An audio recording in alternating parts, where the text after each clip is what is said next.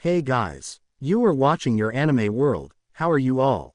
Please support to subscribe this channel for watching new interesting stories. So in this video, we will see second part, what if Deku was the first son of myth.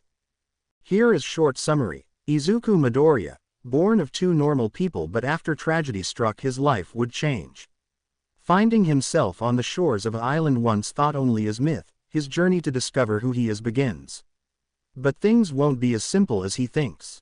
But before we start, if you want more stuff like this, then be sure to subscribe and like this video.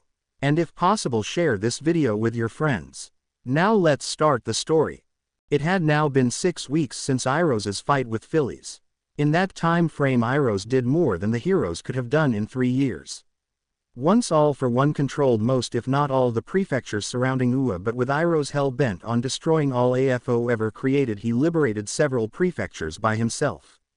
Each with thousands of nomus in every town, city, hill, mountain, and cave. But liberating these places came at a cost, one which Iroh wasn't expecting. With the front lines now wherever Iroh was meant that the places he liberated were wide open for anyone to take. If the heroes didn't arrive there in time, a local gang would take over and rule. AFO counted on this, as his recon teams had informed him that in those 6 weeks since Iroh left, he hadn't stopped to rest or sleep. Iroh's own hatred for AFO was driving him at this point. Walking through the streets of an abandoned city, Iroh was seen wearing a worn-down cloak that he found. As he walked, the sudden noise of growling was heard from behind him. Iroh turned to find two nomus a block away. "Looks like there are some left in this city," Iroh said as he removed his hood. The nomus roared as they charged at him, but they didn't even get 5 feet when the Amazon appeared behind them. With his sword at his side, Iroh slowly turned around just as the two nomus' heads came rolling off. 2 thuds were heard as the nomus collapsed. Lowly animals. As Iroh put away his sword, you could see that his armor was filthy. Dust and blood covered the once shining armor. His once well-kept, sharp, clean sword was now covered in blood stains and began to dull. His shield that was on his back too looked the same. But it was his body that was in worse condition. Cuts and bruises were seen all around Iroh's body. Normally these would have healed by now, but due to lack of nourishment and rest his body began to slow down. The light in his eyes was no longer there, his face dirty, his arms weak, and his soul broken. Only hatred kept Iroh going. But even so, Iroh kept pushing on. He kept liberating cities. He needed to find All for One. Got to keep going. Moving on, Iroh traveled to another town. The sun was now setting, but yet he kept searching and eventually came upon a house. As he entered, he looked around for any signs of the nomus but found nothing. Making it to the living room, he noticed that the roof was torn off. Iroh decided that this would be a good place to rest, not sleep, just rest. Sitting down on the sofa, Iroh let out a sigh. He was hungry, and hadn't eaten in weeks. "I miss Mom's cooking," he said, looking up and seeing the stars through the hole in the roof. "I still haven't found the guy responsible for your deaths.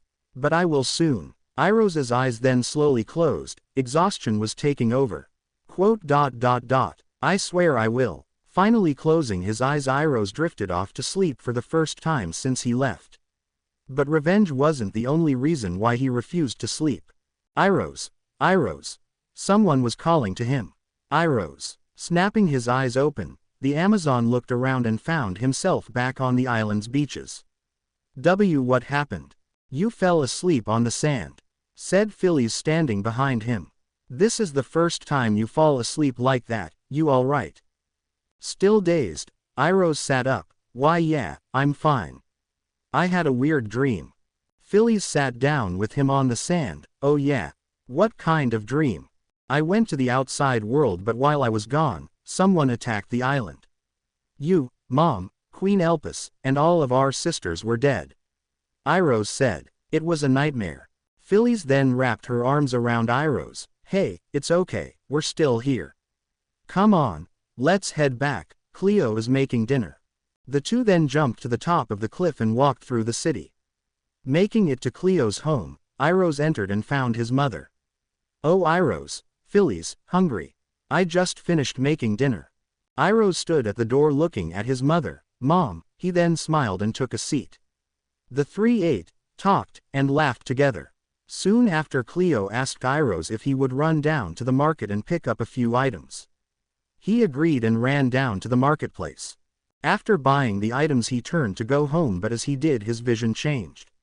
The once bustling city turned into a wasteland, buildings were toppled, fires raged on, and at his feet were the bodies of his sisters. Their blood staining the ground. Fear washed over Iroh's face, and no, please. Dropping the items, Iroh ran home. He bursted through the door only to find Phyllis and his mother dead. Stumbling towards them, Iroh grabbed Cleo's body. How did this happen? Why? As Iroh cried, a voice was heard, "It was your fault." Snapping his head up, Iroh was horrified to see that it was his mother. Iroh jumped back. "Mom. It's your fault, we're all dead." Iroh said another voice. Feeling a hand on his shoulder, Iroh turned only to find Phyllis's bloody face looking right at him. "It's your fault, we're all dead." Iroh pushing her away, Iroh ran outside. He didn't make it far when he was suddenly surrounded by his sisters. "It's your fault, we're all dead," they all said in unison. "You're wrong," Iroh yelled. Their unison voices soon turned to them saying the same line over and over again at different pitches and from every direction. Iroh covered his ears. "Stop it. It wasn't my fault." That's when one Amazon grabbed him by the leg, then another, and another. Soon Iroh found himself being pulled down towards the mob. He screamed out for help but none came. That's when from the crowd Cleo grabbed Iroh's face. "It's all your fault." With tears running down his face, Iroh screamed, "No." Snapping his eyes open, Iroh reached for his sword. Breathing heavily, he looked around and noticed that he was still in the rundown house. It was still night time. "It was a dream, another dream," he said, lowering his sword. As Iroh was calming down, he suddenly heard something. "Someone is inside the town. 8, no, 10. Survivors. Wait, now there's 7, what's going on?" Going to check it out, Iroh arrived at where he heard the sound and was surprised to find the bodies of 9 people. Approaching, he kneeled down in front of one of the corpses and noticed something strange about them.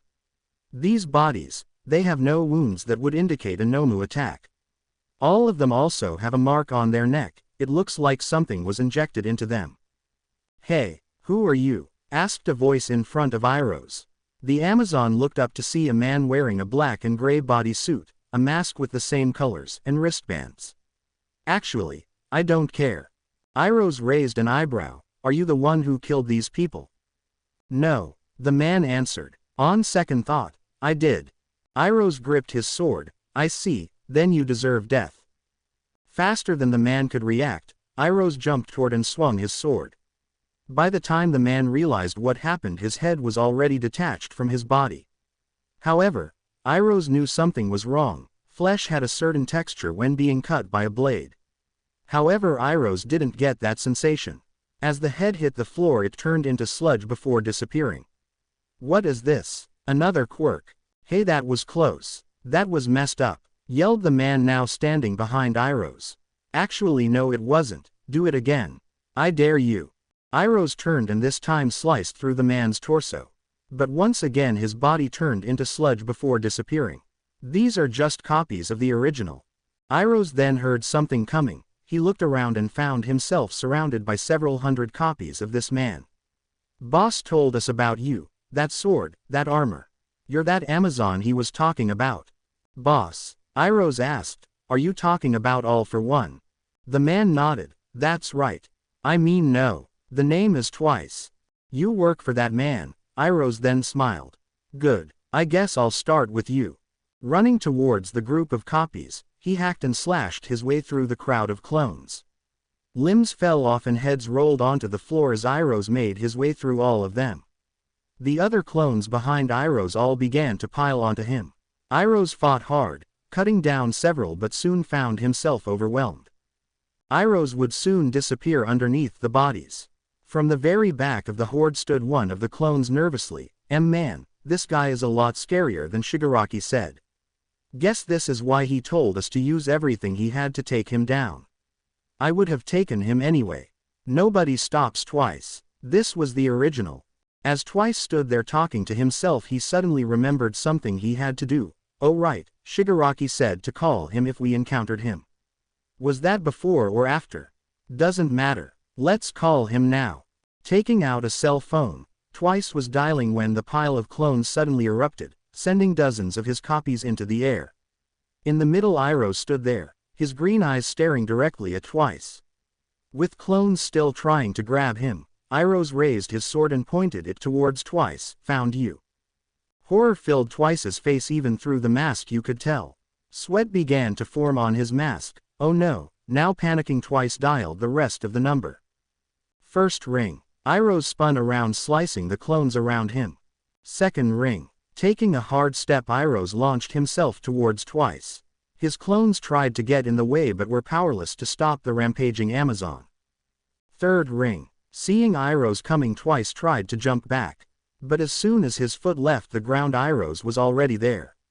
Winding up a punch, Iroh threw his fist and connected right to Twice's stomach, sending him flying towards a nearby building. Slamming into the wall, Twice's body slid down and came to a stop with his back on the wall. Through the mask, red stains began to appear. Twice groaned in pain as he couldn't feel anything from his stomach down. That hurt. It should. Iroh said, I didn't want to kill you just yet. Appearing in front of Twice, the Amazon reached down and tore his mask off. Tossing it aside, Iroh then squatted down. Now Iroh spoke. There's still time to save you. All you have to do is tell me where All for One is and you can get the help you need.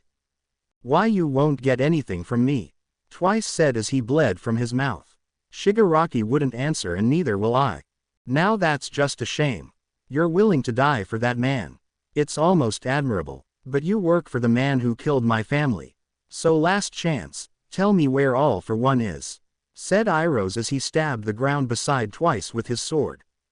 But before the villain could answer, Iroh heard the sound of someone else's voice. Iroh then looked down to see the phone in Twice's hand. Taking it, he put it on speaker and pointed it at Twice. Speak, he ordered.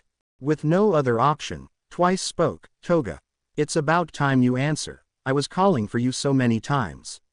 So what's going on? You never call me first, Toga said on the other side of the line. Twice looked at Iroh. Yeah, I'm fine. Just needed to tell you something. Iroh grabbed his sword and shook his head, warning Twice not to say anything. Seeing no way out, Twice knew he had to warn the others.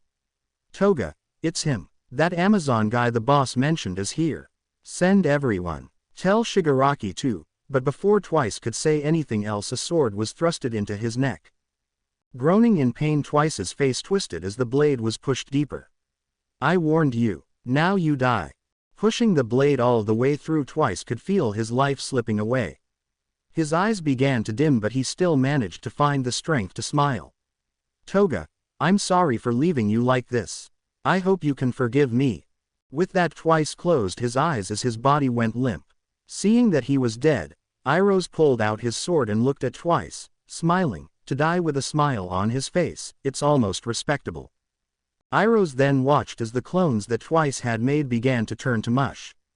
He was just about to leave when a black mist portal opened up behind him. Several Nomus stepped out, followed by a girl with hair and red-colored eyes and who wore a school uniform. Twice, she yelled out, as tears ran down her face. She looked over and saw Twice's body. Why, you killed my best friend. Iroh wasn't even fazed. So what? If you're sad about it, come here and avenge him. Furious, Toga bit her lip. Nomus, attack. The Nomus that came with her all charged at Iroh, but with little effort the Amazon took care of them. Now standing alone with Iroh, Toga glared at him. Fine, I'll kill you myself. Running in, Toga pulled out a needle. Iroh raised an eyebrow at this. Thrusting the needle forward, Toga watched as Iroh sidestepped her. Grabbing her face, Iroh slammed Toga onto the ground with enough force to crack it. Good attempt, but you're just too slow. Toga struggled to free herself from Iroh's grasp. Taking her needle, she tried to stab Iroh in the side with it. Iroh didn't even think about it and began to squeeze Toga's head. But as the needle touched his skin, it surprisingly went through. Iroh's eyes widened as this was the first time someone had pierced his skin. Knowing that it worked, Toga pulled out the needle and began to stab Iroh over and over with it. Normally she would take the blood from her victims, but Toga was furious and used the needle as a conventional stabbing weapon. Wincing in pain and with blood dripping down his side, Iroh had to take action. When the needle was embedded into his skin, he wrapped his arm around Toga's, preventing her from pulling it out. Once locked, Iroh flexed his muscles and snapped the needle in two, rendering her needle useless. Once done, Iroh picked up Toga and threw her to the side. As Iroh got up, he grabbed at his side as the blood began to drop onto the floor. How did you? But before Iroh could say anything else, his vision began to blur. Poison. Needle. Toga picked herself up and smiled. Shigaraki said to try out this poison needle on you. Guess it did the job. Iroh's legs then began to shake. I can't move, he said as Toga approached. But before she could get close, a black portal opened up behind her and pulled her in. No, I have him. I can kill him. Iroh watched as Toga tried to fight back against the portal but just couldn't. Her body was then pulled in, but before she disappeared she looked at Iroh. I will kill you. Remember that. With that warning the gate closed, leaving Iroh to fend for himself. With his sword to keep himself up, Iroh knew he had to find a safe place to heal.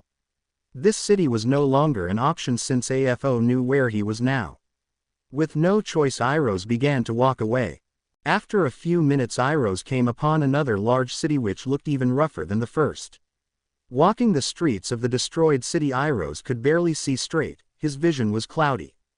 But that's when things got worse. He wasn't alone in this city. Appearing from the walls of a building, Iroh was ambushed by 3 Nomus. With little strength left, Iroh couldn't even raise his arms to defend himself. The massive fist of the Nomu slammed into his side, sending him flying towards a nearby building. Slamming against the wall, the other 2 Nomus spent no time with their follow-up. The 2 beasts jumped up and both punched Iroh back down. Now laying on the floor, Iroh saw as one Nomu came crashing down on top of him. The floor beneath him shattered as Iroh screamed out in pain. But it wasn't over. The Nomu that had stomped on him jumped off and began to punch him over and over again. The second Nomu soon joined in. Iroh was being beaten into the ground. However, these creatures forgot one important thing about humans. They are animals, more evolved but still animals all the same. And there are 2 instances that make an animal become more dangerous. One is when they are cornered, the second is when they are injured. The poison had now spread throughout Iroh's body and almost succeeded in rendering him immobile. But even that couldn't stop Iroh as the rage within him began to boil with every hit. One Nomu brought down its fist, but before it could reach Iroh, the young Amazon caught it. With blood dripping down his head, Iroh began to push back. He got to one knee as the other Nomu threw a punch, but once again Iroh caught it with his free hand.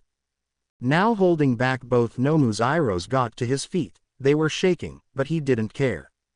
Gripping both of their fists hard, loud cracking noise was heard as Iroh broke every bone in their hand.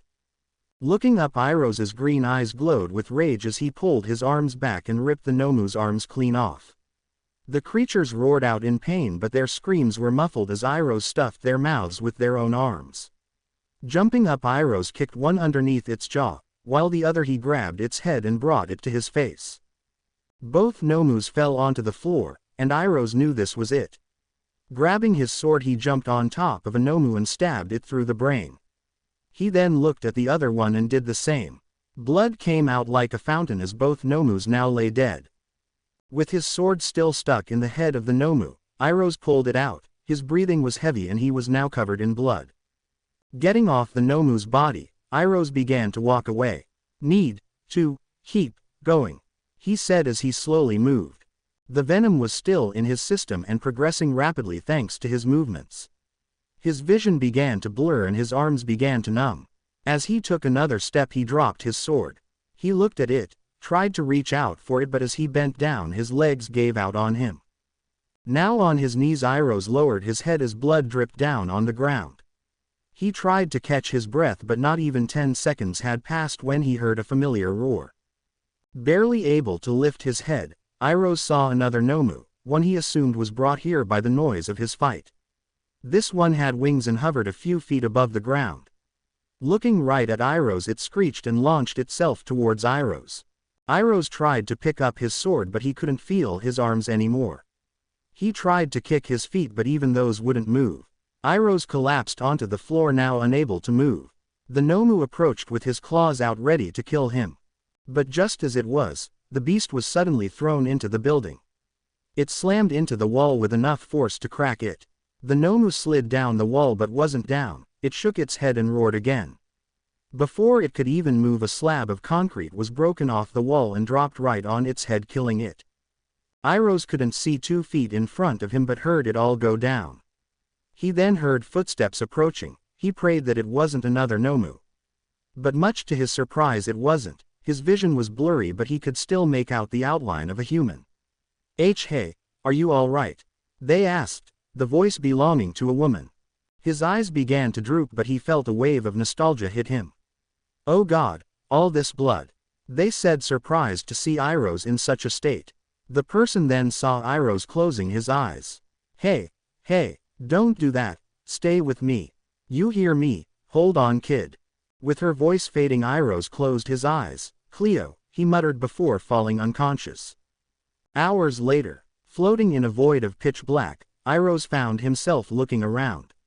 What is this place? He asked himself. Iroh's. A voice called out. Iroh's turned and saw no one. Iroh's, it's time to wake up. Iroh's eyes widened. He recognized the voice. This voice, Mom.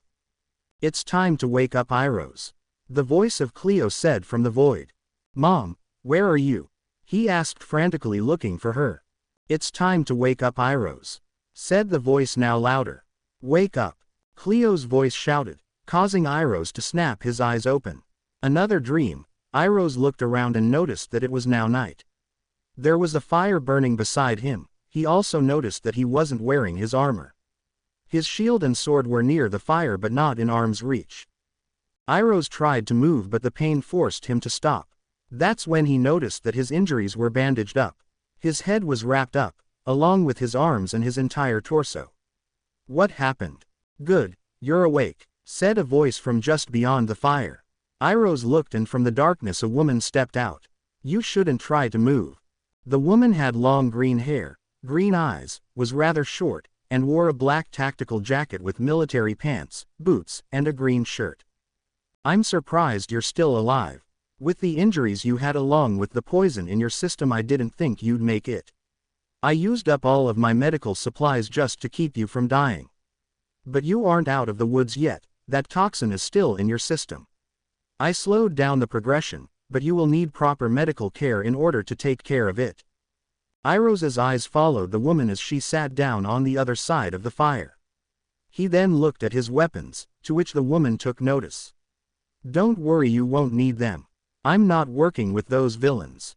On the contrary, I'm with Ua.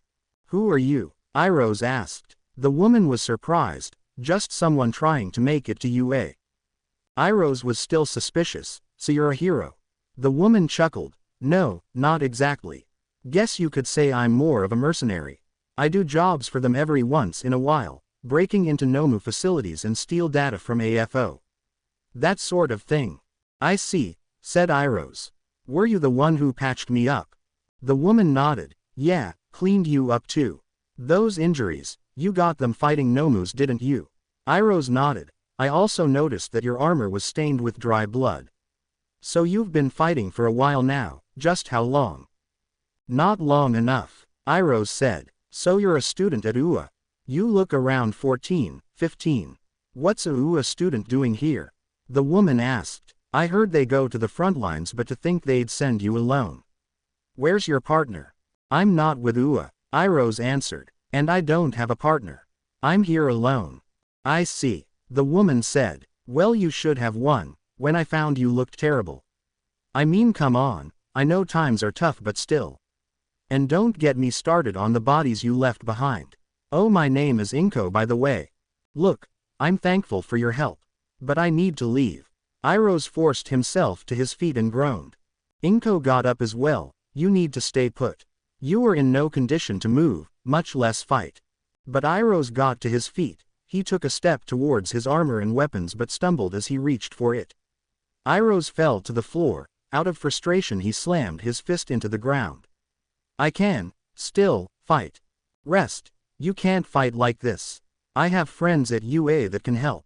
Once you are able to walk I'll take you to them, said Inko.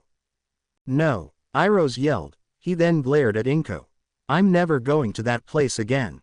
Inko saw the hate behind Iroh's eyes. What happened? Why do you hate UA so much? Iroh sighed. I trusted a student there, saved her from death. But in return she brought death to my family, my mother, my sisters, all died because of her. He then looked at Inko, but I wouldn't expect you to understand what I've lost, the pain. I do understand, Inko said, more than you know. Gently pushing Iroh's back down she walked over and sat beside him. Years ago I lost my husband and 4-month-old child in an accident. My son and I survived the initial disaster but I was injured in the middle of nowhere. I was desperate and when I looked at the baby in my arms I thought even if it was an off chance I wanted him to survive.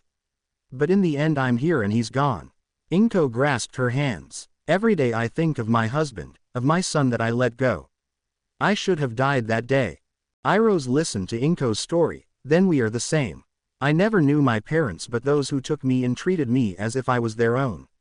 But now I'm alone, and that's fine. Being alone means I won't get hurt anymore. I used to think that way but after the attack by AFO I met up with UA. They taught me how important relying on others is. Inko got up. I wouldn't be here if it wasn't for them. Granted, I like working alone but seeing the smiles on those kids at UA makes the past pain hurt just a little bit less. But that's why I don't dwell on the past but always remember it. I do it in order to make sure kids like them have a future. Iroh looked away. Guess we're different in that regard. I only have one goal. Oh yeah, and what's that? Asked Inko. To kill all for one. The tone the way Iroh said that sent a shiver down Inko's spine. He will pay for killing my family. Well in the meantime you should rest. Inko said. Oh you must be hungry. Here, it's not much but it should fill you up. Tossing a MRE Iroh looked at it. We aren't far from a once captured city. If it really has been liberated then UA would have set up there. We'll head there in the morning to get you proper treatment. After that you can go wherever you please. I shouldn't stay, Iroh said but before he could say anything else he felt Inko staring at him. Immediately his tone changed. All right, I'll stay put. Inko smiled. Good, now get some rest, I'll stand guard. You should be able to sleep, I gave you some pain meds. But before Iroh went to sleep he had to ask one more question. Why did you help me? I'm a stranger who killed a man. Aren't you worried I'd do the same to you? Inko smiled. No, I can tell you wouldn't do that. Realistically you could kill me whenever you wanted, even now. But I get this feeling that you won't. As to why I helped you, I don't know, something just told me to help you. I see. Iroh laid back down. With that Iroh closed his eyes and curiosity found himself drifting off to sleep. It wasn't long before he was in deep sleep. Inko stood guard. It was now around 4 a.m. when Iroh snapped his eyes open. Phillies, he yelled. Inko jumped at the sight of him. Jesus, you almost gave me a heart attack. Breathing heavily Iroh looked around. Damn it. Not again. Nightmare? Inko questioned. Iroh nodded. Who's Phillies? A friend of mine. No, she was like a sister to me. She died. No, rather I killed her. She was trying to take revenge on the girl from UA. I killed my own family just to save a girl I met not that long ago. Why? Why did I do that? Inko walked over and placed a hand on Iroh's shoulder. I don't have an answer to that. That's something you'll have to find out on your own. I'm done trying to find things out. All I want is to kill all for one. Iroh said. Inko was about to say something when she noticed something. Suddenly she grabbed his hand and noticed the tips of his fingers were starting to look pale. Oh no, she then lifted up his shirt and unwrapped the bandage around the stab wounds. Damn it, it's worse than I thought. His skin around the wounds were red and looked swollen. We need to get you to the city now. Your condition is worsening, but that doesn't make sense.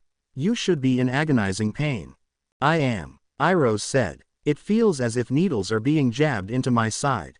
My body also feels heavy, and I feel pain everywhere.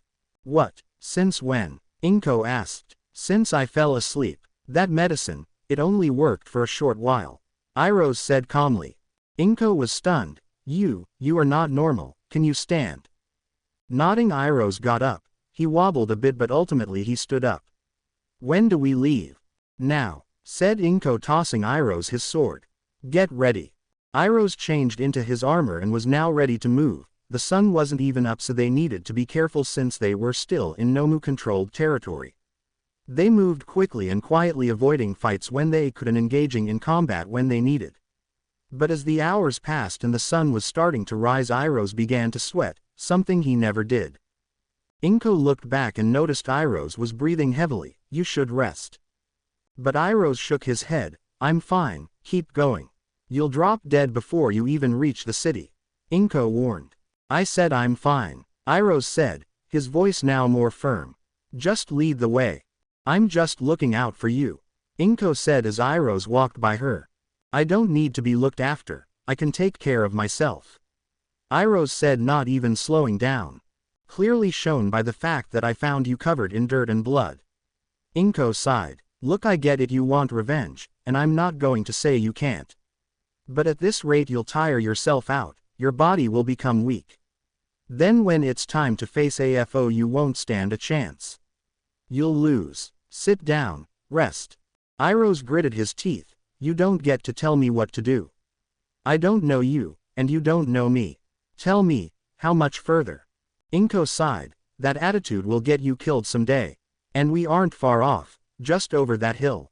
If you really liberated this area, then Ua would have set up in the city nearby. But as they were just about to climb the hill, they both saw smoke rising. Oh no. Inko rushed up the hill. Iroh followed, but thanks to the toxin he was a bit slower. Making it to the top, Inko was stunned at what she was seeing. There was a settlement where she had predicted, but the city was now burning. How could this happen? This area should have been clear of Nomu. Iroh watched as a pillar of fire rose up from the city, followed by a pillar of ice. He then saw a massive explosion, then a lightning bolt. Class 1A is here. What? Inko said, panicked. I have to go help. Leaving Iroh behind, Inko rushed down the hill. She just leaves. What happened to helping me? In the city. Where the hell did this one come from? Asked Bakugo as he fired off explosions. Todoroki used his fire to create a wall. I don't know. But this one is stronger than the others we've faced. Todoroki. Ice. Now, yelled Momo. Turning, Todoroki barely had enough time to put up an ice wall when this Nomu came flying in and shattered his ice. We can't keep going like this. We have to run. We can't, Kirishima yelled. It's too fast. Where are the others? 5 minutes out, Momo said as she created slabs of concrete. We have to hold out. Bakugo kept firing explosions, but everywhere he aimed the Nomu would move. This one is faster than the others. It looks different too. Are we sure we are up against a Nomu? It could be a person, said Momo as a building came crashing down, blanketing the area with dust. But how does this person have so much power? Suddenly the ground underneath them caved and knocked them off balance. Barely able to stand, Bakugo looked up, only to see a fist come flying at him. He used his explosions at the last second and pushed himself back, but the fist still connected, sending him flying back. He was about to collide with a building but suddenly felt himself stop. Huh? Bakugo, are you all right? Asked Inko as she had her hand out towards him. The others smiled at the sight of her. Inko. They all yelled. Focus, she yelled, lowering her hand and in turn placing Bakugo back down on the ground. What are we up against? Bakugo nodded. Unknown human-type Nomu. Strength and speed comparable to. Before Bakugo could explain anything else, Inko used her quirk to push him away. The Nomu suddenly came flying in and punched down right where the two were standing with enough force to cause a massive crater. Inko had used her quirk on a car and blocked the incoming shards of concrete. What power! This isn't something we can deal with alone. That's when Momo appeared from behind the building. Inko. Backup is here, and they have all might. Just then a blur shot past Inko and slammed into the Nomu, sending it flying back. As the Nomu slid back, All Might began to laugh. Fear not, students, for we are here. Class 1A, let's get this Nomu. From behind All Might, the remaining students of Class 1A appeared, rushing towards the Nomu. Each student one by one and in quick succession attacked the humanoid Nomu. All Might was on standby, ready to put the monster down as soon as the class gave him an opening. Guys, I'm ready. Clear the area, yelled Uraraka as she lifted up a massive boulder with the help of her quirk. Uraraka was going to drop the boulder right on top of the Nomu, giving All Might the opening he needed. With the help of Momo, Uraraka jumped from a building and raised the boulder high. The Nomu had its movements restricted by Mineta and Todoroki. But as she looked at her target, Uraraka's eyes widened. Watching the boulder, Class 1A were waiting for Uraraka to throw it down, but much to their surprise, instead of going down, the boulder went flying into the air and disappeared. What the hell? Ochako, why? Asked Mina. Seeing the situation, All Might moved in. I don't know what's going on, but we need to end this now.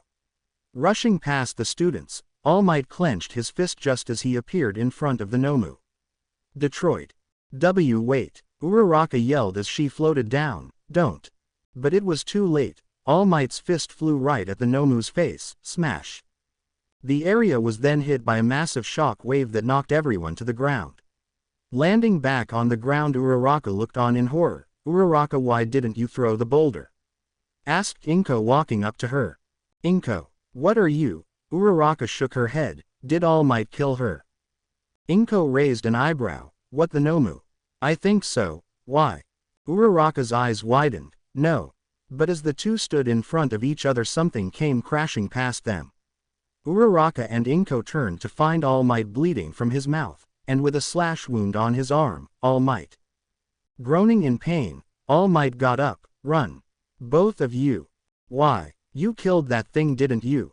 Inko asked. He's back. Iroh's is back. Uraraka looked towards where the Nomu was. I'll ask you again, explain yourself. Why are you attacking my queen? Iroh's yelled as he pointed his sword towards All Might. The apparent Nomu was none other than Elpis, but she didn't look like herself. Her once gentle-looking eyes were replaced by cold, empty, and dark eyes. Her skin looked aged, and her arms and legs were covered in scars. Your queen, Iroh's. Listen, that isn't the woman you knew. She has been turned into a Nomu. You're wrong, Iroh's yelled. This is Elpis, queen of the Amazons, and you will not hurt her. If you touch her, I will kill you. But she's gone, said All Might. Look at her, is that the queen you knew? Iroh's looked back while others saw an emotionless face. Iroh's, blinded by his love, saw only the queen that he had so much respect and admiration for.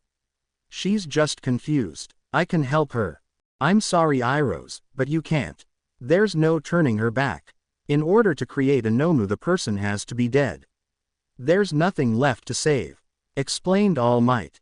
Liar, you're just trying to trick me, just like how Uraraka did. Iroh said, I won't fall for the outside world's words again. Then I'm sorry, but I have to do this. All Might jumped towards Iroh's. He readied his sword, but to his surprise, the hero ignored him and went straight for Elpis. I said no, Iroh's yelled as he appeared above All Might. Twisting his body, Iroh's punched the hero back down to the ground. As he landed, he was then grabbed from behind. Iroh's looked back and noticed that it was Elpis. Stop, my queen, it's me, Iroh's. Turning, Iroh's and Elpis locked hands and were now pushing against one another.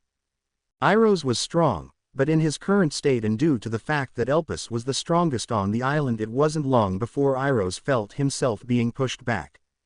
Cracking noises were heard as Elpis forced Iroh's to a knee. He groaned in pain as Elpis started to bend his hands back. My queen, please. Elpis was about to break his hands when she was suddenly thrown to the side of a building. Iroh's looked up to see All Might. This is no time to think, Iroh's, you need to. But before All Might could finish his sentence, Iroh's punched him directly in the ribs with enough force to break a few. All Might slid across the floor before coming to a stop and grabbing his side. If you want to kill her, then you'll have to go through me. Just know that, unlike you heroes. Iroh said as he glared at All Might. I will kill you. As All Might reevaluated his options, a black portal opened up atop a pile of debris. Well, this is turning out better than I had hoped for. From the portal AFO appeared, smiling. The area was then hit by an overwhelming sense of dread and despair. Only All Might, Irohs, and the Nomu Elpis remained standing. And who are you? Irohs asked. All for one, said All Might. Irohs' eyes widened, so he's the one who attacked my sisters. Taking a step forward, Irohs was about to attack AFO when the villain raised his hand. A moment, if you will, young Amazon. Irohs ignored him and kept walking. I see, still mad about what I did to your family. Can't say I blame you. Who would want to see a person they loved and respected in such a state? All Might said that there was nothing left inside your beloved queen, but he's wrong. Irohs stopped. You see, I expected these Amazons were much tougher to break down and recreate them. And I was right. If I wanted any hope of making them into Nomus, I needed to keep their minds alive. What are you implying? Irohs asked. I'm implying that with the right technology, which I have, your queen, your sisters, your mother, can be restored to how they once were. Said AFO. And I'm willing to do just that. For a small favor, of course. And what would that be? Irohs asked. AFO smiled. Kill All Might and I will bring back the only family you've ever known. A horrified look fell over All Might. Irohs, don't fall for his lies. Irohs hung his head. Why should I believe a word you say? You could be lying to me. Are you willing to gamble that? Questioned AFO. I bring you a chance to save your family. The people of this nation mean nothing to you, but her on the other hand, AFO pointed at Elpis. She means everything to you. Are you really going to fail them again? Hearing those words, Irohs bit his lip and slowly turned towards the hero. I'm sorry, All Might, but there's even a chance of reuniting with my family. I will do whatever it takes. Irohs, I know you blame us for what happened to your family, but you have to believe me, you are making a mistake. There is no reversing what he's done, said All Might. Just take a moment and think about this, be logical. Pausing for a second, Irohs thought about it, but before he could say anything, AFO spoke. My offer stands for the next 5 minutes. After that I will order your beloved queen to snap her own neck in front of you. A panicked look fell upon Irohs' face. I'm sorry, All Might, but you will die. You won't be doing that, Inko said, appearing beside All Might. Step aside, I have no reason to fight you, said Irohs, not wanting to hurt anyone not involved in this. Too bad, once you targeted All Might you made it our fight too. Just then the entirety of Class 1A joined. I'm sorry for what happened to your family, Irohs, I truly am, but All Might is part of our Ua family. Just like how you would do anything to save them, we'll do anything to protect him. Irohs gritted his teeth. First this world takes my family, now you want to take away a chance to bring them back. I'm done letting it take from me, step aside or die. I'm sorry, but that simply will not do, said AFO. These two will not be disturbed. You can play with her in the meantime. Oh, and Elpis was it. Leave the green-haired woman alive, I have some questions for her. Waving his hand, AFO commanded the Nomu Elpis to attack. Howling with rage, Elpis charged at Inko. With no time to react, Inko was tackled. Class 1A quickly followed in order to assist her. No, All Might yelled as he turned and jumped towards the direction the class went. But as he was in mid-air, Irohs suddenly appeared in front of him. Irohs slashed down, but All Might reacted fast enough to catch the blade. The two then fell towards the ground. A loud boom was heard as All Might's back hit the floor. All the while Irohs was trying to push the blade into the hero's chest. Irohs, stop. 4 minutes remaining, AFO said, smiling. You better try harder than that, Amazon. New mission. All Might was currently on the ground trying to keep Irohs from plunging a sword into his chest. The hero strained himself against Irohs. He was strong, stronger than any opponent he's ever faced. He really does mean to kill me. I'm sorry for what happened, Irohs, I truly am, but I will defend myself. Pushing back against Irohs, All Might managed to hold him back with his left arm. Then with his right he made a fist and managed to hit him in the ribs. Irohs flew several meters before slamming through the cement wall of an apartment building. Sliding down it, Irohs fell to the floor but managed to hold onto his sword. You will not stop me, Iroh said as he glared at All Might. Your rage is blinding you, Iroh. All Might yelled as he pulled back his fist. We are not your enemy. While standing on shaky knees, Iroh watched as All Might came in and managed to land a hit across his face. The impact was so hard that the surrounding buildings were flattened as a result. All Might was about to throw another punch, but just as he clenched his fist, Iroh appeared underneath the hero and with a clean uppercut to the chin he managed to score a hit. As All Might flew into the air, he thought this was the first time in his long career that someone matched him in strength. Landing back down on the ground, All Might barely had enough time to react when the tip of Iroh's blade came flying down centimeters from his face. All Might was being pushed back. When it came to sword skill, Iroh had been training all his life and was a master at it. Knowing he had to do something about that, All Might managed to catch the blade as it came towards him. Surprised that someone had caught his blade, Iroh flinched. Seeing a chance, All Might gripped the blade and slammed him into the ground. Hitting the ground, Iroh spit out blood as he still held onto his sword. But as he laid there, All Might came up and stomped down on his hands.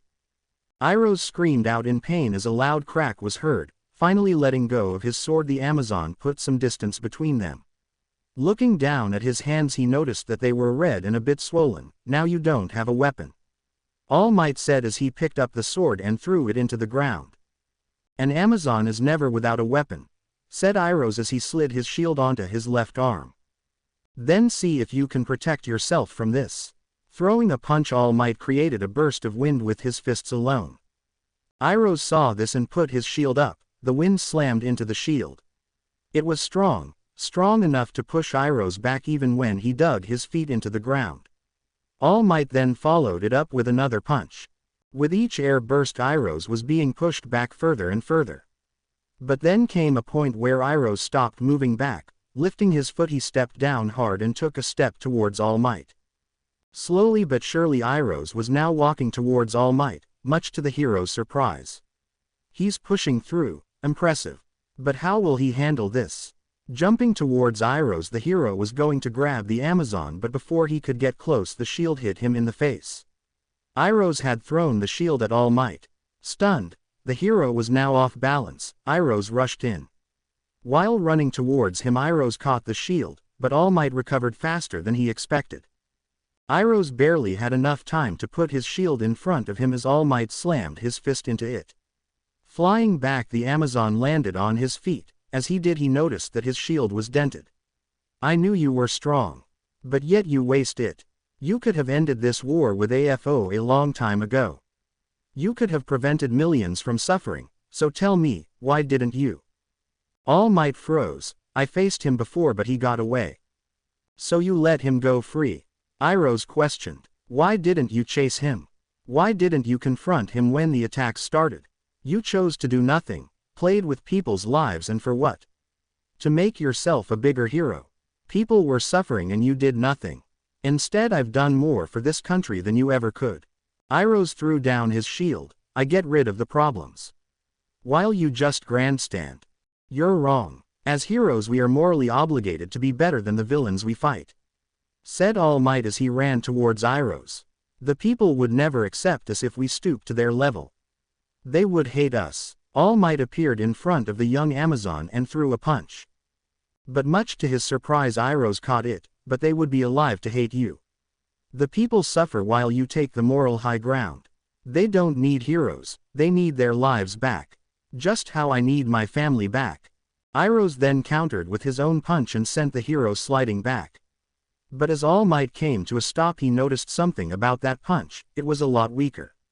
He then looked to Iroh and noticed that his breathing was heavy. Iroh, you need to stop. Your body can't take much more. But Iroh refused to listen. Shut up. I'll be fine once I kill you and get my family back. Lifting his fist, Iroh then punched the ground so hard that it upended the ground. All Might jumped into the air to avoid getting caught in the debris. He only managed to get a few feet into the air when he felt a hand wrap itself around his left leg. Using all of his strength, Iroh slammed the hero onto the floor over and over again as if he was a ragdoll. But as All Might's body slammed into the ground, he suddenly spun his entire body around and managed to connect with a hard shot to the ribs. Iroh's yelled out in pain as he grabbed at his side. Enough. I will take this no more, accept what happened and move on. Hearing that only pissed off Iroh's even more. Move on. Move on. Grabbing his armor, Iroh's ripped it off and tossed it aside. Now free of the added weight, Iroh's was even faster than before. Pushing off the ground, Iroh's appeared in front of All Might at speeds he couldn't even track properly. All Might blinked and found Iroh's in his face. He tried to lift his arm to block, but it was already too late. Iroh's connected with a hard right hook that forced the number 1 hero into the dirt. Spitting out blood, All Might bounced off the floor, leading to the Amazon to press down on the hero's chest before repeatedly punching his face. Loud booms echoed throughout the city as Iroh's beat All Might down. With every hit, All Might tried to move, but each time Iroh's just hit him harder. For a whole minute Iroh's attacked All Might. By the end of it, the hero was covered in his blood and Iroh's bathed in it. Looking up, Iroh's noticed his sword. Getting off the hero, he began to walk towards the it. You should have stayed out of my way. You could have let me kill you and avoided this suffering. All Might coughed out blood as he leaned against the slab. That was never an option, Iroh's, and you know it. All Might laughed. With the amount of strength you have, we could have won the war against AFO weeks after it started. Iroh's reached down and grabbed his sword. Perhaps. Is there anything else you like to say before you die? All Might got to his knees. Yes, just a few. Iroh's turned. Then speak, but as the Amazon turned, his eyes widened as All Might suddenly appeared in front of him. These are my final words, so listen well. Clenching his fist, All Might put his back into this one final punch. Plus ultra. With those words, All Might threw his fist forward. Iroh's tried to block, but All Might's punch was too much. His arm crunched up against his ribs and bent back in an unnatural way. Feeling his ribs being crushed, Iroh spit out blood as he was thrown through several buildings. Standing in the same spot, All Might's fist smoked. I'm sorry, Iroh's, but I can't go dying just yet. Your cause may be just, but that doesn't mean mine isn't. In the end, this wasn't a contest of strength, but one to see who had the drive to go that step beyond. Breathing heavily, All Might went down on one knee as his body reached its limit. Damn it, did fighting Iroh's really take that much out of me? But as the hero tried to recover, the sound of footsteps were heard. All Might looked up and was horrified at what he was looking at. It was Iroh's, but his arm was a deformed mess, the side of his ribs where the punch had landed bruised and bloody, his face scratched up, and his eyes empty. Each step was a struggle. Slowly he limped his way towards All Might. In all of his years of being a hero, All Might had never seen anything like this. He shouldn't be up, much less walking. Fine, one more hit should do it. But before the hero could even get up, someone jumped at Iroh's. Iroh's, stop. All Might watched as Uraraka was hugging him. What are you doing?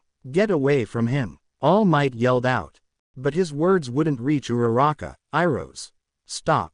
Iroh's looked down, the pained expression in his eyes staring at Uraraka. Why you? Iroh's, it's me. Listen, you have to stop. You have to. But as Uraraka was speaking, a sharp pain resonated from her shoulder. Groaning in pain, the young hero looked to her right to find that Iroh's had just stabbed her. But that pain would soon be overshadowed when Iroh's kicked her in the stomach. Tumbling on the ground, Uraraka rolled to a stop a few meters away. All Might watched and knew that he had to do something. But before he could move, the hero found black and red tendrils wrapped around his arms and legs. Sorry, hero, but you will watch as he kills the girl. AFO said as he floated behind All Might.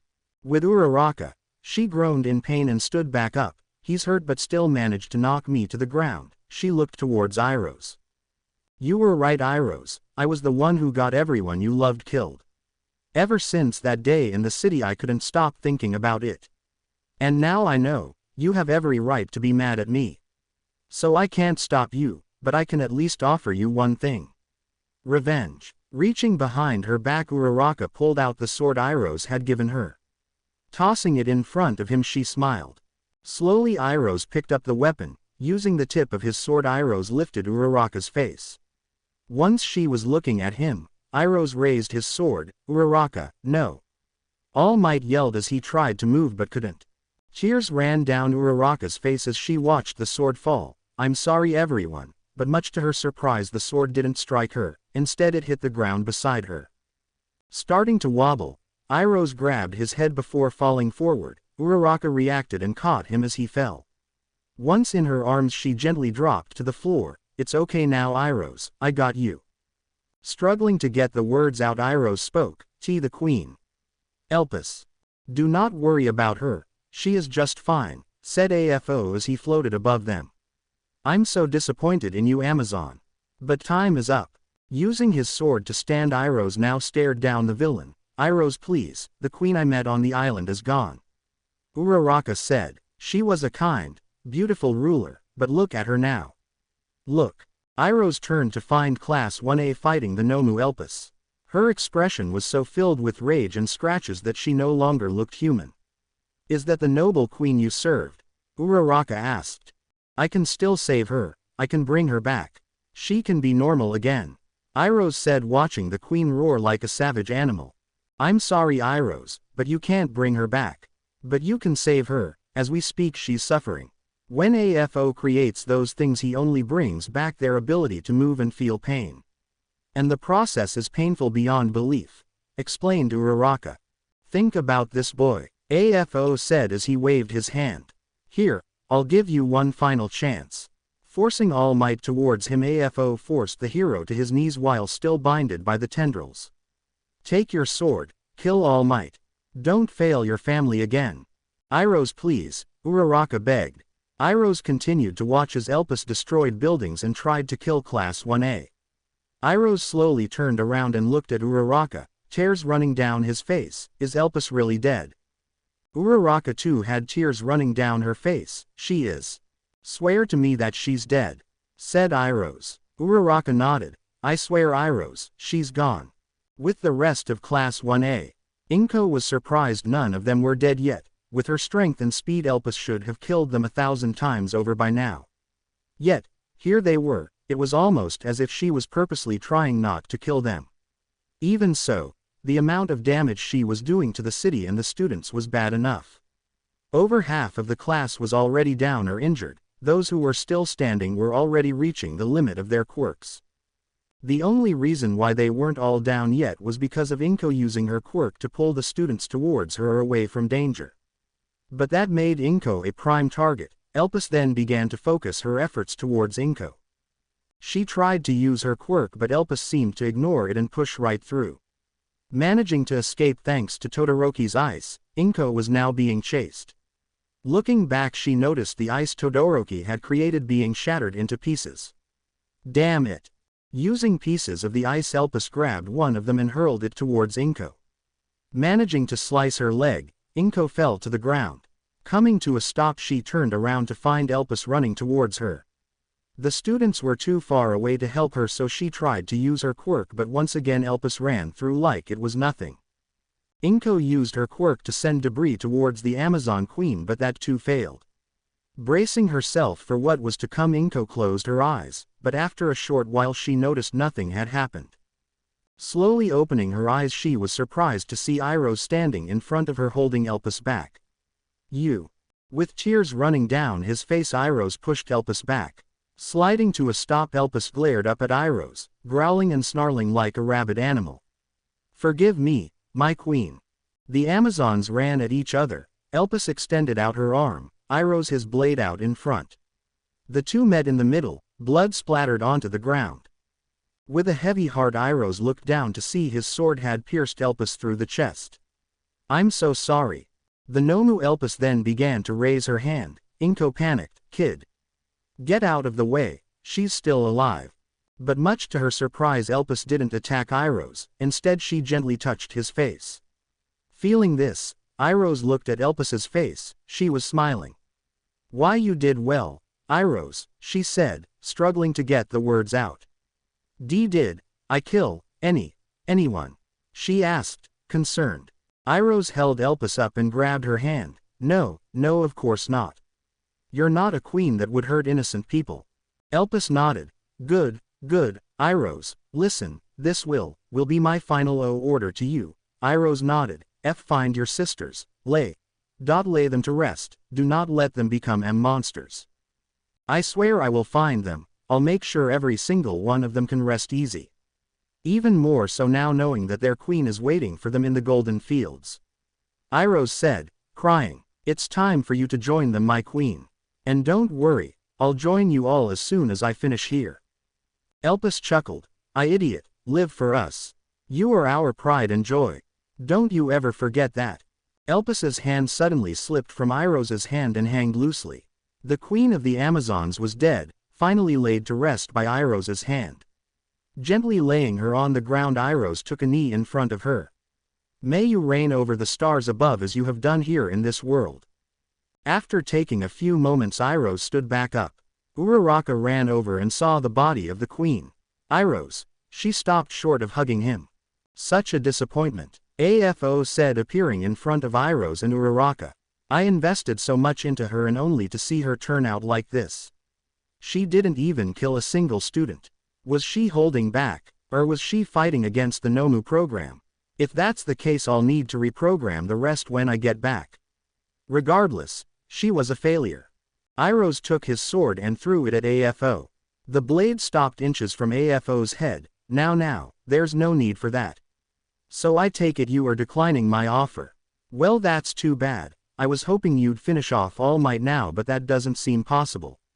I would do it myself, but something about creating several Nomus out of your sisters just tires me out." Iroh glared at AFO, oozing out so much bloodlust that even the students across the town could feel it. AFO smiled, "That's more like it. Now you're human. You have my thanks, Iroh. You've given me the greatest gift a man could ask for, knowledge. Thanks to your fight, I now know everything I need to know about you. So as a thanks, allow me to reunite you with a loved one." Without Iroh knowing, a black portal opened up behind him.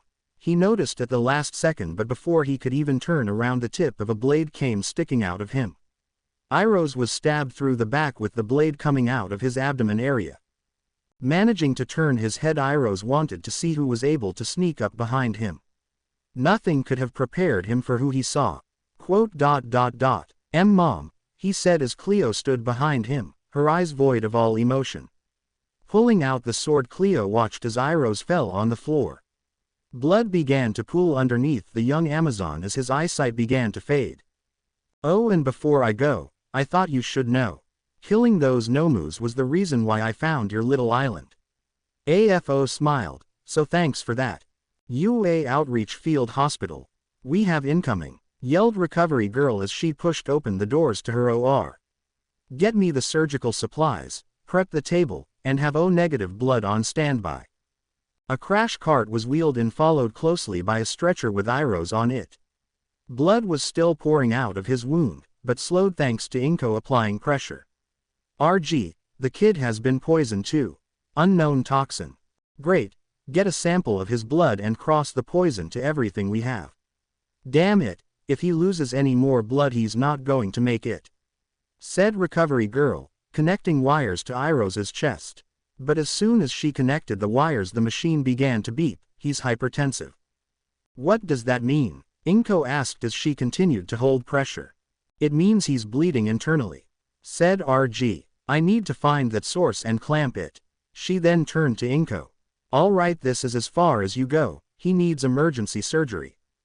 Nodding, Inko quickly jumped off the cart. They pushed Iroh through a set of double doors. "Did they take him in already?" someone asked. Inko turned to find Uraraka. "Yeah, they did. He's going into surgery now. It doesn't look good," Inko said. She then noticed the blood on Uraraka's arm. "You're hurt." Uraraka looked at the wound. "I'm fine, I'm more concerned about Iroh's." "How do you know him?" asked Inko. "He mentioned going to Ua before." Uraraka looked away. "I was the girl he saved. I washed up on an island while being attacked by Nomus. Iroh saved me and in turn I got his family killed." Inko's eyes widened. "You're the girl he mentioned. Look, I may not know the full story, but right now you need to get checked out. Can't have you bleeding all over Recovery Girl's floor." Just then the doors to the surgery room opened up. "Inko, you're O-negative, right? Come with me, we need blood. The kid has lost too much and needs a transfusion." Inko nodded. "Got it." Before leaving she turned to Uraraka. "It's obvious you care about him. I'll let you know if anything happens. Go get patched up. With that, Inko was led to another room to get her blood drawn. It would be 3 long hours before any news of Iroh's would be known. Walking out of the operating room, RC let out a sigh as she removed her mask. Recovery girl, how is he? Inko asked as she stood by Uraraka. He's being transferred to intensive care now. I managed to remove all of the toxins in his body, but, the damage was far more than I expected. RG explained. Normally I would use my quirk and heal him, but he's too weak for that. If I use it now he will die. But if you don't, there's a chance he dies anyway, said Uraraka. So what now? We wait. And hope his body holds out. From what you told me, he has Amazon blood running through his veins. And if the myths are anything to go on, he won't go down without a fight, said Recovery Girl. Warrior's spirit, right? Can I see him? Asked Uraraka. Recovery Girl nodded. Try not to make a lot of noise. Uraraka then walked away from the two. What aren't you telling me? Inko asked. RG looked at Inko. You have that same look from when you told All Might about his injuries. RC sighed. Come with me, there's something you should see. Inko then followed RC to a separate room where there was a laptop. Opening it up, RG began to log into the network. You told me years ago you lost your child, right? Inko nodded. I did, in a plane crash. Why bring this up? During the operation I sent someone to examine your blood to make sure there wouldn't be any problems.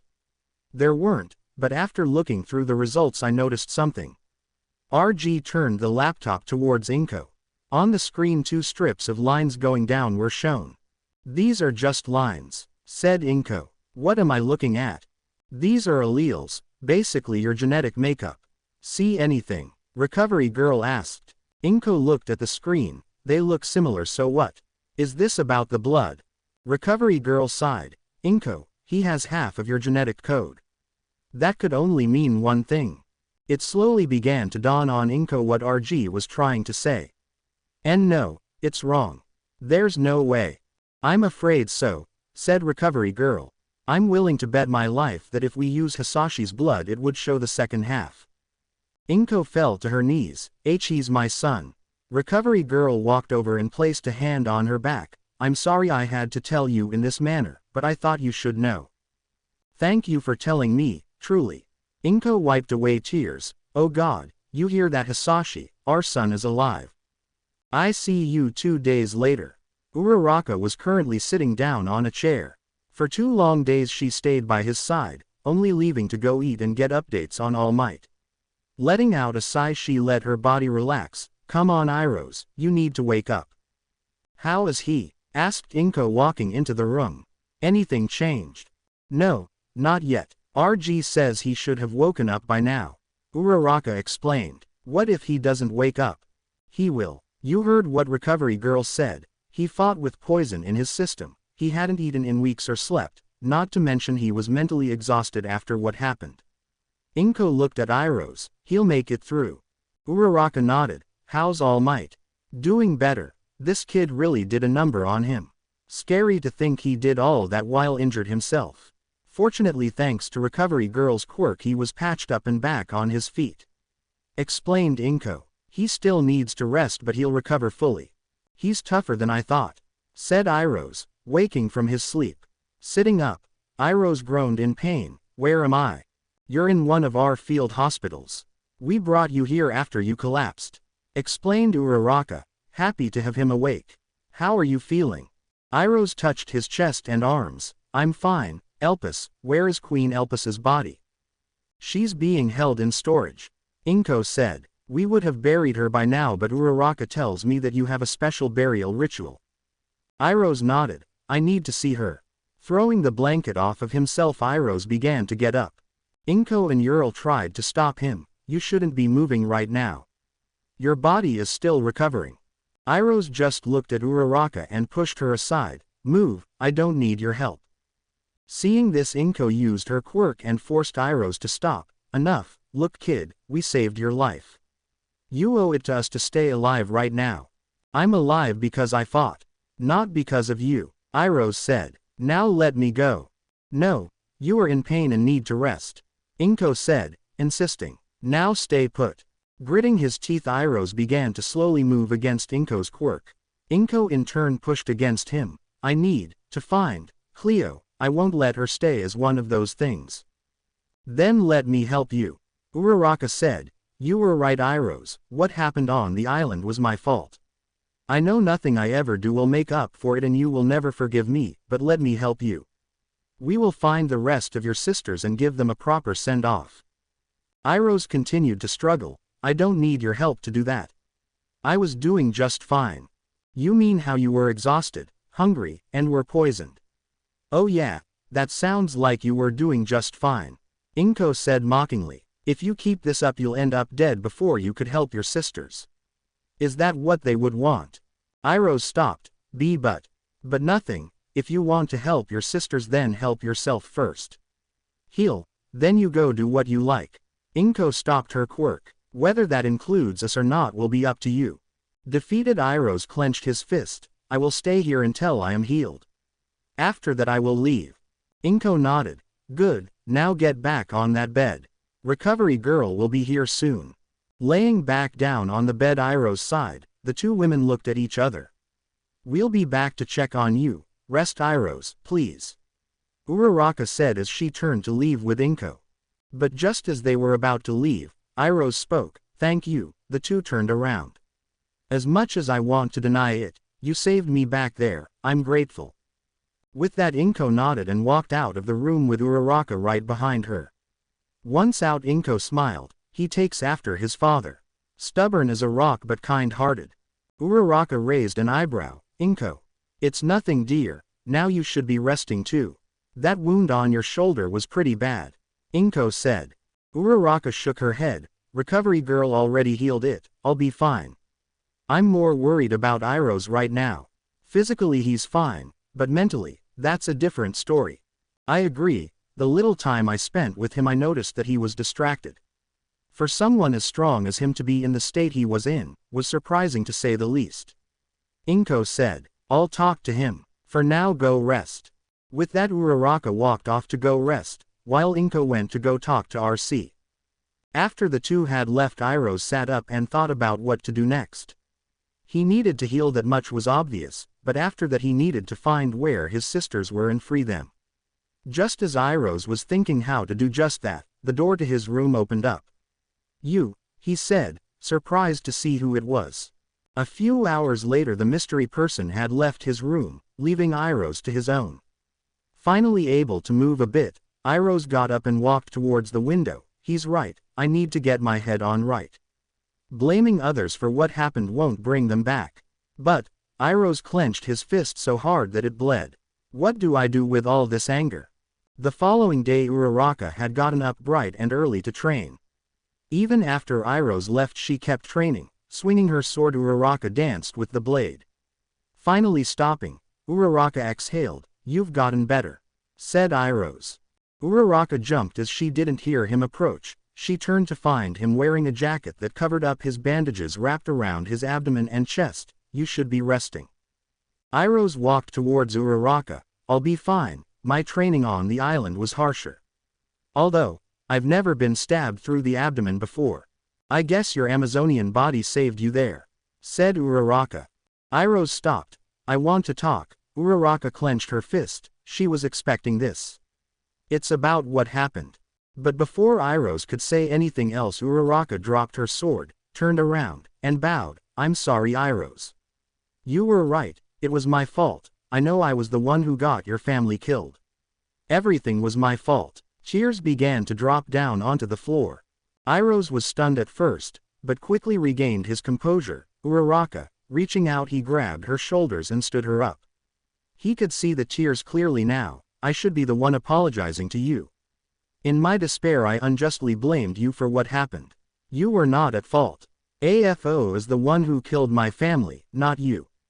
I tried to kill you, even after you showed this world, its people to me. I know words won't be enough, but I hope one day you can forgive me." Uraraka smiled. "You idiot, you don't have to apologize, not for that, not to me. I know what it's like to lose those you love the most in this world. I've felt the same as you have. You know, just without the super strength, speed, and sword skills. Seeing how Iroh's was still not so accepting of her words, Uraraka had an idea. Alright, fine, how about this? Let's make a new deal. You continue training me just like you had before, and in exchange I will help you free your sisters. Iroh's eyes widened. I can't ask you do that. I know, and you're not. Because I'm the one who's asking. Besides, no one should have to fight the ones they love alone, said Uraraka. I know you think I'm not responsible for what happened, but I still blame myself. Please, let me help you. Seeing the determination in Uraraka's eyes, Iroh sighed. All right, but if we encounter my mother? I want to be the one who sets her free. Are you sure you would be able to do it? Questioned Uraraka. She's your mother. Iroh nodded. I can because I must. It's like you said, those things are no longer the people I loved.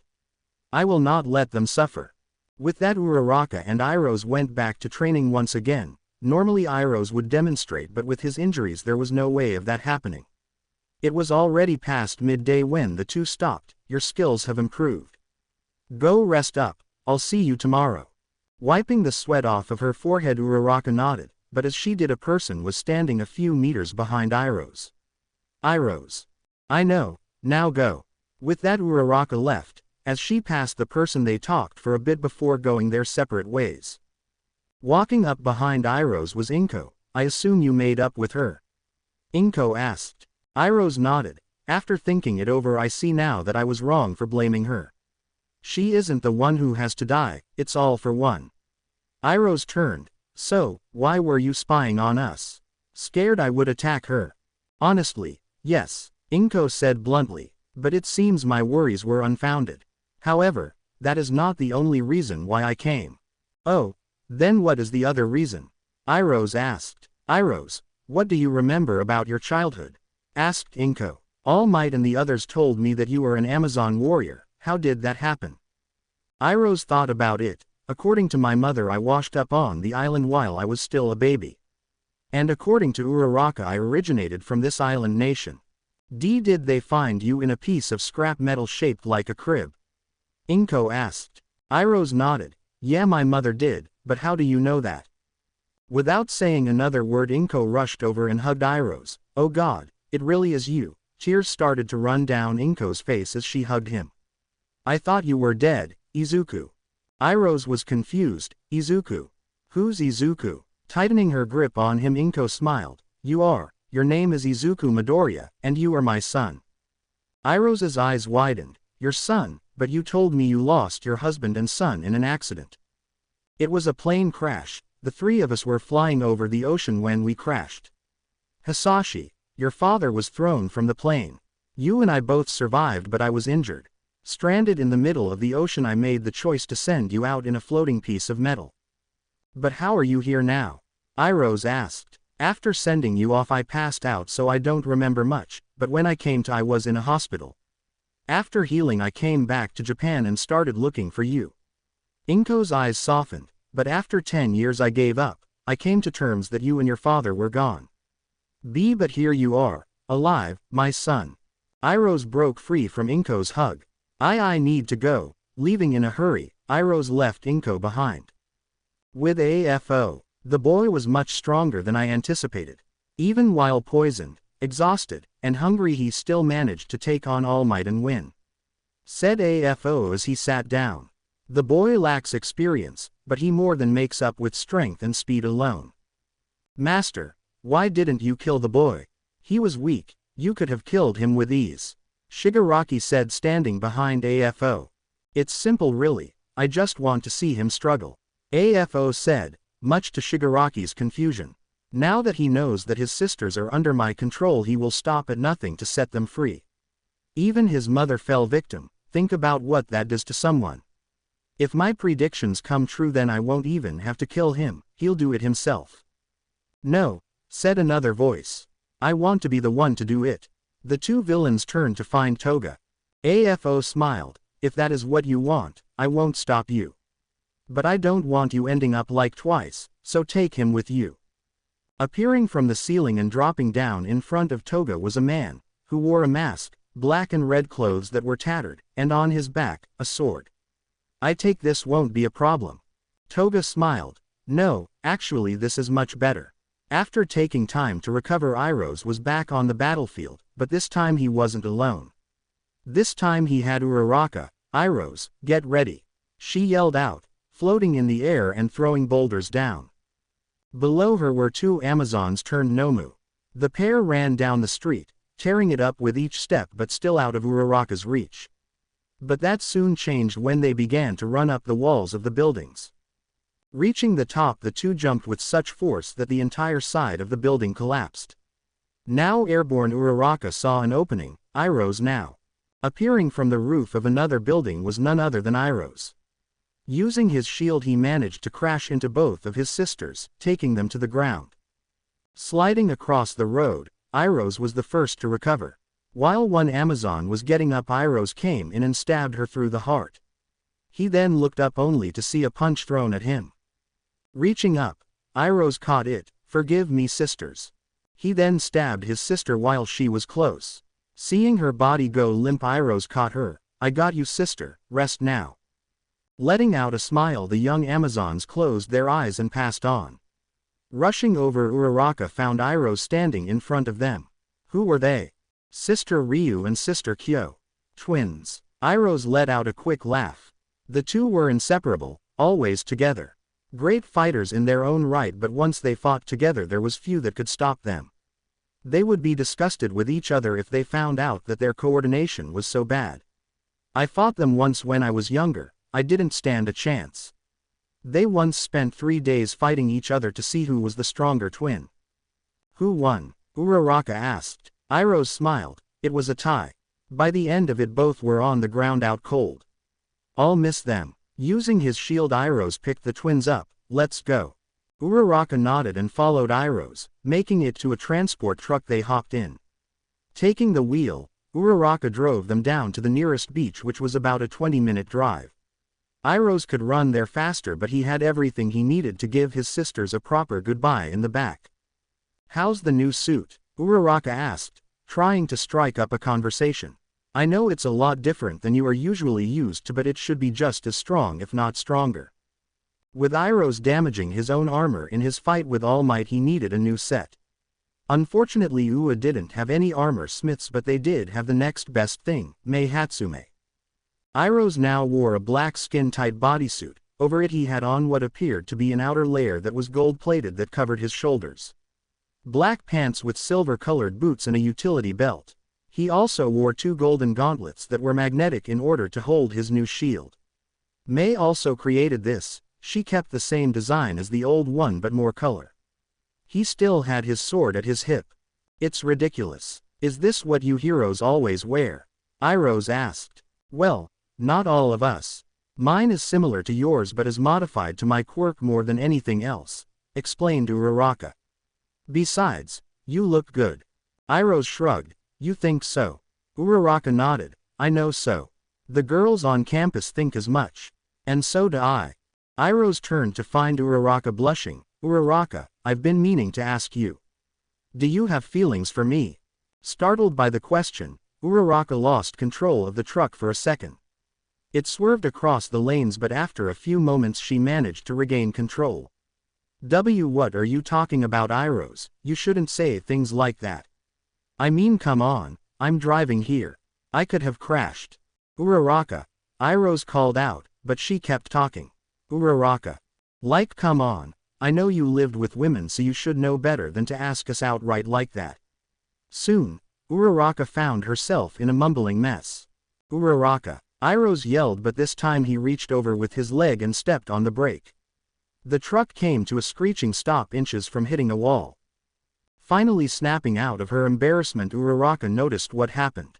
I'm so sorry. I was just taken by surprise by your question. It's fine. I shouldn't have asked. It wasn't the time or the place for it, said Iroh. But I would like to know the answer. With her cheeks bright red, Uraraka turned to Iroh. Uraraka sighed. Not right now. We should focus on giving your sisters a proper goodbye. Once we free all of them, then I'll give you my answer. Iroh nodded. I understand. With that out of the way, Iroh and Uraraka made it to the beach. From there Uraraka helped Iroh's by carrying the heavy stuff with her quirk down to the beach. Once done she walked back to the truck and waited. This little ritual was meant for Iroh's, not for someone like her. It took only minutes, but Uraraka knew it was over when she saw 2 rafts on fire floating away towards the sea. "It's done," Iroh said, walking towards Uraraka. "Let's go." Without saying a word, Uraraka jumped back into the driver's seat and drove off.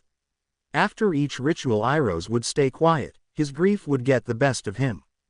Now inside of UA's walls Iroh's jumped out. "I don't know about you but I'm hungry," Iroh said as he stretched. "Want to join me at the mess hall?" Uraraka nodded. "Sure, let me just wash up and I'll meet you there." Iroh's turned but stopped once he saw someone from afar. "Actually, maybe I'll just head to the dorm." He then turned around and walked towards the dorms, his head focused on the ground. Confused, Uraraka turned to see why Iroh's changed his mind, but found only Inko standing there. "That's weird." She then walked over to her. "Did he just ignore you, Inko?" Inko grabbed her arm. "Yeah, he did." "That's just rude. Wait here, I'll get him to apologize." Uraraka was about to go after Iroh's but was stopped by Inko grabbing her arm. "No, don't," pleaded Inko. "It's fine really." Uraraka noticed the sadness in her voice. "Inko, what's going on between you two? I've noticed that you've been rather quiet nowadays. Not to mention every time Iroh sees you, he runs away. Did something happen?" Inko was reluctant about talking about this, but she knew eventually the truth would get out. "Actually, yeah, something did." She then explained everything to Uraraka, how Iroh's was actually Izuku, how he was her son, and how he kept avoiding her. He's your son," Uraraka yelled out, shocked by the news. "Now that you mention it, he does have similar features to you. The colored hair for example." Inko nodded. "I know, and he looks exactly like his father. What am I going to do now? He won't even talk to me. I just want to make up for the years I wasn't there." Uraraka began to think. Normally I wouldn't meddle in family matters, but... Oh, I got it. The next day, Iroh's and Uraraka were called into Nezu's office. Iroh's assumed it would be for another mission and paid no mind to it. Once there he was surprised to find Inko. He flinched but ultimately was pushed in by Uraraka. "Good you're here," said Nezu sitting down at his desk. "You got a new mission for us?" Uraraka asked. Nezu nodded. "I do, but this one is rather different from the rest." Reaching into the drawer, the principal pulled out a map of Japan. "This one will be a rescue mission." Iroh's wasn't expecting that. A rescue mission. "You will be attempting to rescue 3 of our students, Mirio, Tamaki, and Najire. We received word that just a few days ago they were attacked by Amazonian Nomus." Nezu explained. "They are being held here, in a camp deep into AFO's territory." "These camps, are they work camps?" Iroh's asked. But the mood suddenly changed in the room. "No, they are Nomu conversion camps," Inko explained. "The mission I was on before meeting you was to find the location of these camps. We have to find them before they get turned into Nomu," Uraraka said. "If that, it's too late." Everyone turned to Iroh's. "If they were attacked by my sisters, then it's already too late. They're dead. It's better if we shift objectives. If my sister is there, then I should focus on her." That's when Inko walked over to Iroh's and grabbed him by the shirt. "Don't you dare say that." Iroh's could feel the anger coming out of Inko. "How could you just write them off like that? It's like you don't even care." Iroh's glared at Inko. "Freeing my sisters is what's important, everything else is secondary. Do not assume your cause is somehow greater than mine. Now let me go." Getting in between the two was Uraraka. "All right, enough. We don't have time for this." Inko let go of Iroh's. "You're wrong, Iroh's," Nezu said. "The 3 that were captured are our strongest students.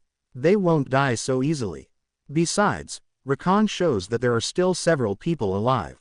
The place is surrounded by Nomus, both regular and 1 Amazonian.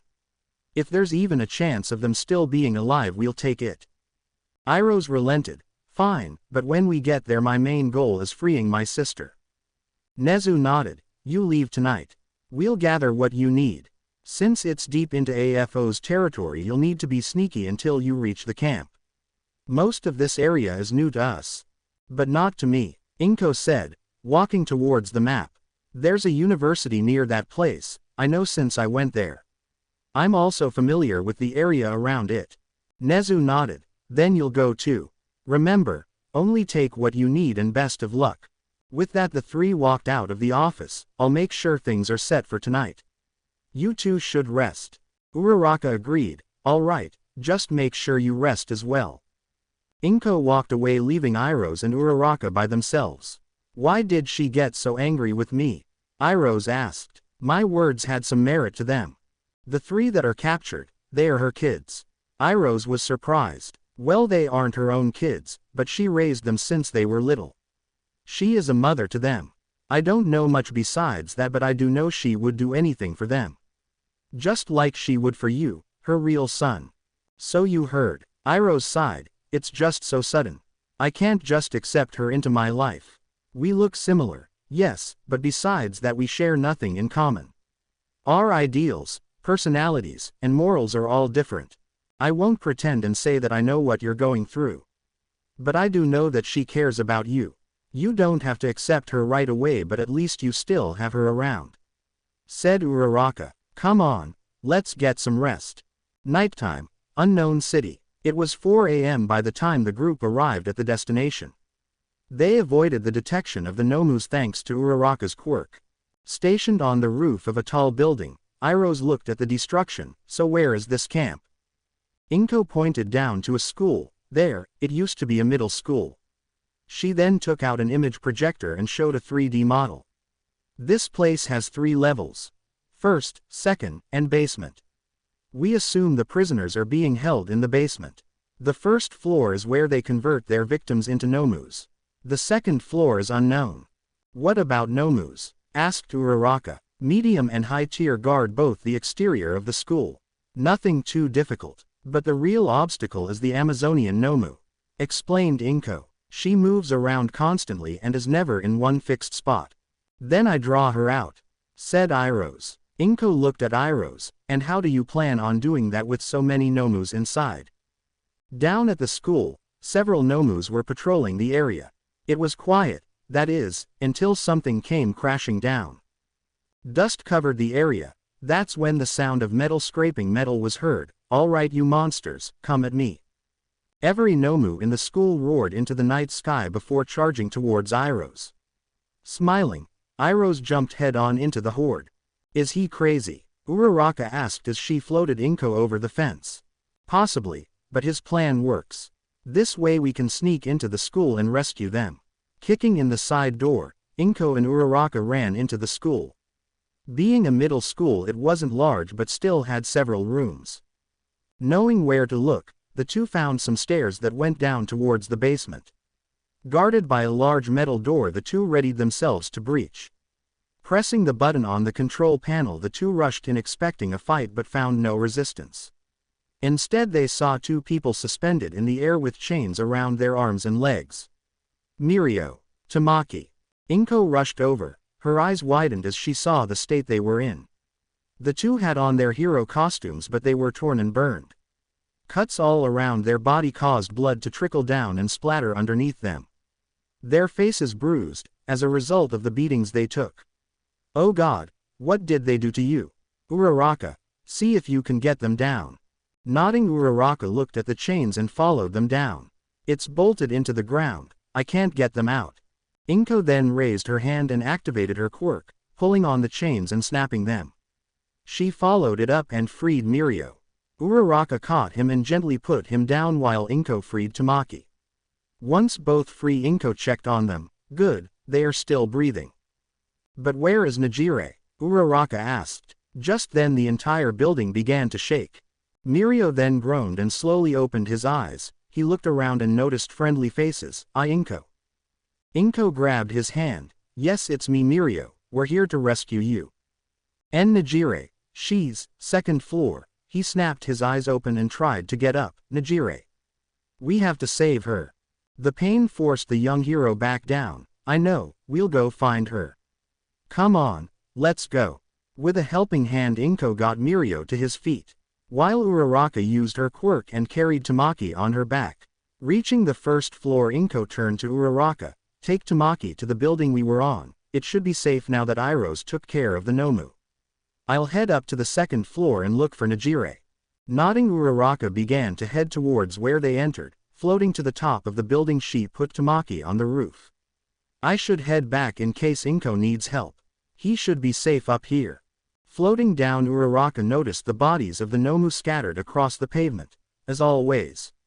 She then saw sparks fly across the outside of the main building and guessed that Iroh's was currently fighting his sister. Making it down to the ground, Uraraka quickly ran in and went to the second floor. There she found Mirio and Inko standing in front of a reinforced steel door.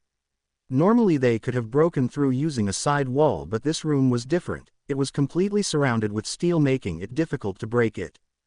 Mirio could have gotten through with his quirk that allowed him to go through objects, but thanks to his bruised and beaten state he was unable to concentrate. Is she behind that? Uraraka asked. She has to be, Inko said, trying to think of another way in. I know, Iroh's. He could break through in. Before Inko could finish that sentence, the wall that faced the main courtyard exploded. It was Iroh's. His body bounced off the ground before rolling to a stop down the hall. The group had taken cover, but as they looked up, Uraraka's eyes widened. How? Inko could see blood. This is a joke, right? He took on All Might while injured. How is this possible? Standing over his body and with a hand around his neck was a tall woman. She had a muscular build, short brown hair, and had scars all around her body. Lyra, please. Lifting him up with ease, the Lyra Nomu tossed Iroh's towards the rest of the group. Iroh's! Uraraka yelled as she ran towards him. Blood ran down Iroh's nose as he sat up. Run! He said, keeping his eyes towards Lyra. I can't stop her. You have to run. Using his sword, Iroh stood up. Uraraka noticed how much his legs were shaking. We can't, we still have to save Nejire. Inko yelled. If you don't want to die, then leave. Iroh then ran at Lyra again. He swung his sword, but Lyra dodged to the side. She then kneed him in the stomach, causing Iroh to spit out blood. But before he could hit the ground, Lyra grabbed him by the head and slammed the Amazon into the wall. The wall cracked, but still Lyra wasn't done. She started to run, dragging Iroh's head through the wall. Reaching the end, she once again picked him up. Now with blood running down his face, Iroh looked into Lyra's empty eyes. Looking down, she noticed the sword in Iroh's hand. Snatching it, she lifted it up. But before she could stab him with his own blade, Lyra was sent flying. Falling to the floor, Iroh groaned in pain. How is she that strong? Inko asked as she raised her hand towards Lyra's direction. Breathing heavily, Iroh grunted. It's because she's Lyra, captain of the Queen's Guard. Possibly the strongest physically wise of all the Amazons. She's also the one who trained me. Her strength alone made her dangerous even amongst the Amazons, but now that she's a Nomu, we have to leave. We can't deal with her alone. Not without Nejire, Inko said as Lyra got up. Uraraka, get that door open. Nejire is in there. Mirio, try using your quirk. I'll help Iroh. The two nodded. You'll only get in my way. Pushing against Inko's quirk, Lyra ran in. Iroh did the same. Meeting in the middle, the two locked hands and pushed against each other. A loud boom echoed throughout the school when the two met. Iroh used everything he had and managed to push Lyra back, but she quickly sturdied herself and began to bend his hands back. Audible popping was heard as Lyra was winning this competition of strength. Now down onto one knee, the floor underneath Iroh began to crack. With one final push, Lyra overpowered Iroh, but the floor couldn't take that much pressure and broke, sending both Amazons to the lower level. Iroh hit the first floor as debris fell around him. She's too strong, as all he could say before Lyra appeared with her leg raised. Thinking fast, Iroh rolled away just as her foot came down where he was. Lyra stomped again as Iroh rolled. Propping himself up, the young Amazon knew he had to do something. He couldn't just keep running, but he also couldn't let himself get hit.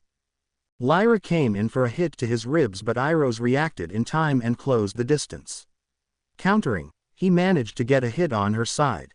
The impact created a shockwave that blew down the wall beside Lyra. He got her, Uraraka said from above. She was wrong, he didn't even faze her. Inko said as Lyra simply looked down at Iroh's fist. Iroh's expression turned to one of frustration, but then found himself chuckling. You always did train your body for this.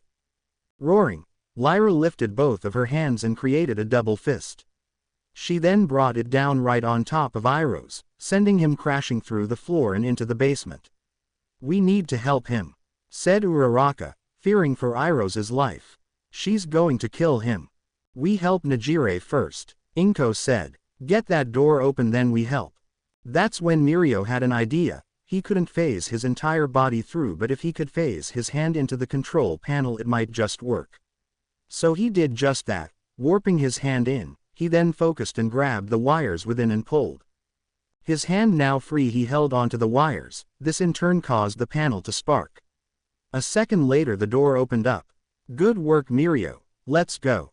Inko rushed in and quickly found Nejire submerged in a tube with an oxygen mask over her face. What are they doing to her? Asked Uraraka. I don't know and I don't care right now. See what you can pull from that computer while I get her out. Nodding, Uraraka rushed towards the computer, while Inko freed Nejire. All the while the building they were in shook every 3 seconds caused by Iroh's fight with Lyra.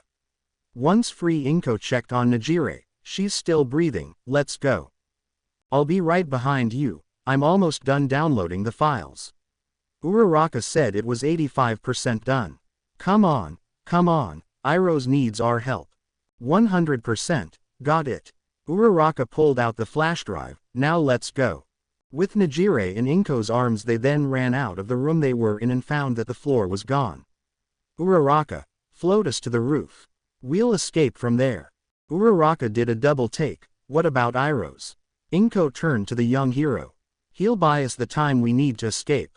You're just going to leave him here to die? Uraraka questioned. He's the reason why we've gotten so far.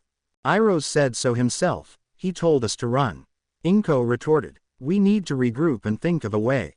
Just then half of the building was torn off as Iroh's came crashing down. We are running out of time. Mirio yelled. We need to leave now. Uraraka couldn't believe it. He's your son, and you're just going to abandon him. He's giving us the chance to live. Inko said. Now let's go before the entire building falls on top of us. She then reached over and grabbed Uraraka's arm. But the hero quickly broke free. How could you? Uraraka then turned around. After what Iroh's has done for us. Well, screw that. I'm not leaving and you can't stop me. If you want to leave then go, but don't you dare call yourself his mother again. She then began to run towards the collapsed area. Once outside she saw Iroh's shield laying on the ground. With Iroh's sliding across the asphalt and tearing it up, the young Amazon came to a stop. He was worse than before. With blood now running down his face he could barely see anything. His breathing was heavy and his body bruised. I hope the others managed to get away. Wiping away the blood from his eyes, Iroh took a deep breath and prepared to fight once again. I will free you, Lyra, even if it means every bone in my body is broken.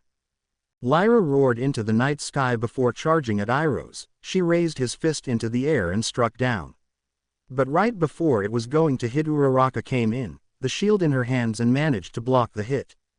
Still, the shockwave from the hit sent Uraraka crashing down and into Iroh. Why are you here? Iroh questioned. I told you to run. Not a chance, Uraraka said, getting to her feet. If you die then everything we've done so far would be meaningless. You're the only person who can stop your sisters. We need you, I need you. Now get your UP and fight. As Uraraka was saying that, Lyra lifted her arm again. Uraraka saw this and repositioned the shield to block and did manage to block it, but the sheer force of the hit managed to lift her off her feet and into the brick wall across the pavement. Her body slammed into the wall, causing several bones to break on impact. Dropping the shield, Uraraka wobbled for a bit before standing straight. I won't let you kill him. Reaching behind, the young hero pulled out her sword. Running in, Uraraka swung the sword, but Lyra dodged with ease with each swing. Iroh managed to get to his knees, but with each movement his body ached and his blood spilled onto the ground. And no, Uraraka, you have to run. Uraraka wasn't able to scratch Lyra, at least not yet. After the Amazon dodged another one of her swings, she kicked Uraraka in the stomach, which sent her back. Holding her abdomen, Uraraka gritted her teeth. She really is strong, but this is perfect. You just gave me the space I needed. Dropping the sword, Uraraka pressed her fingertips together, deactivating her quirk. Lyra took a step forward, but just as she did, a boulder came crashing down from the sky.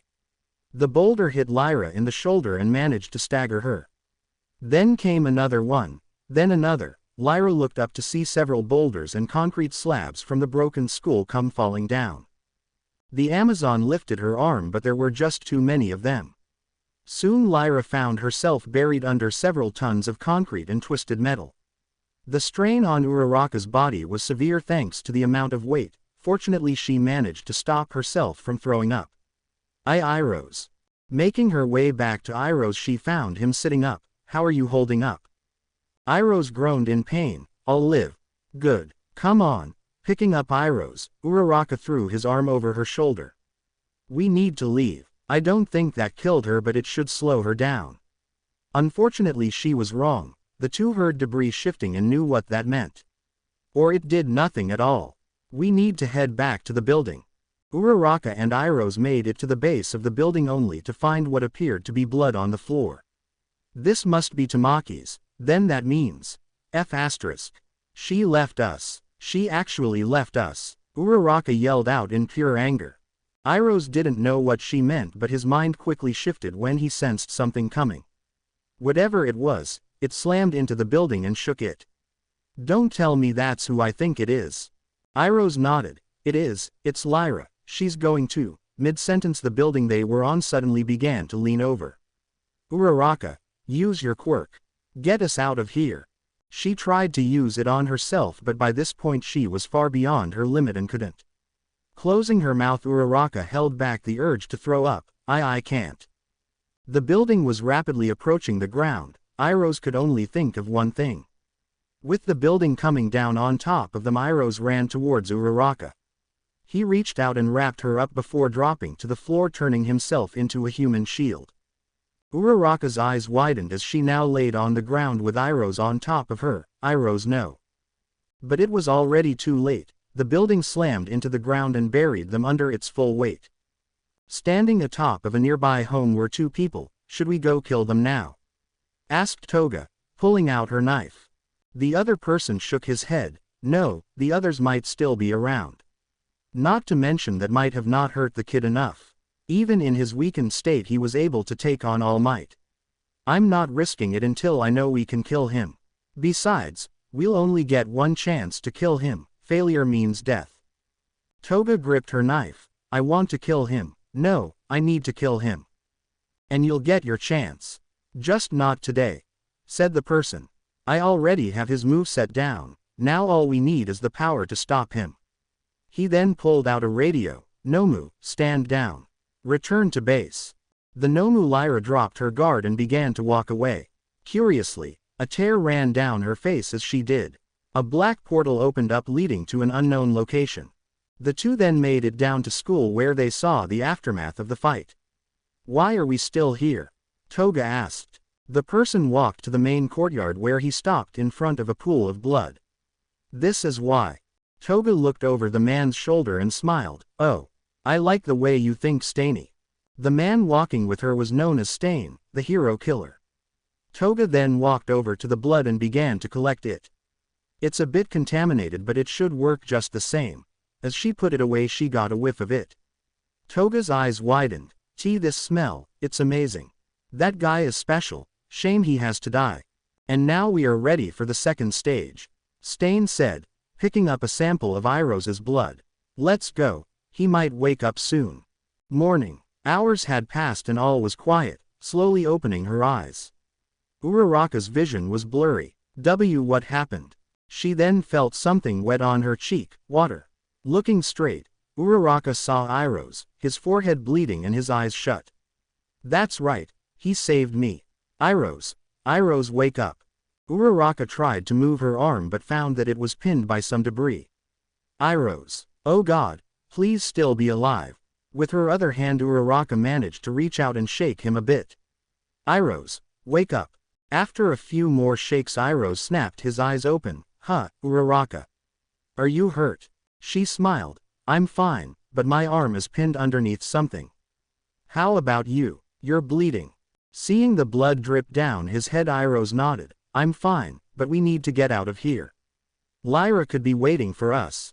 Agreed, said Uraraka. So how do we get out? Easy. Brute force it. Iroh explained. Use your quirk on the slab above my head. It should lighten the load. Once that's done, I'll push up and throw the debris off of us. Uraraka nodded. Sounds like a plan. With her one good arm, Uraraka touched the debris above Iroh's head. Ready.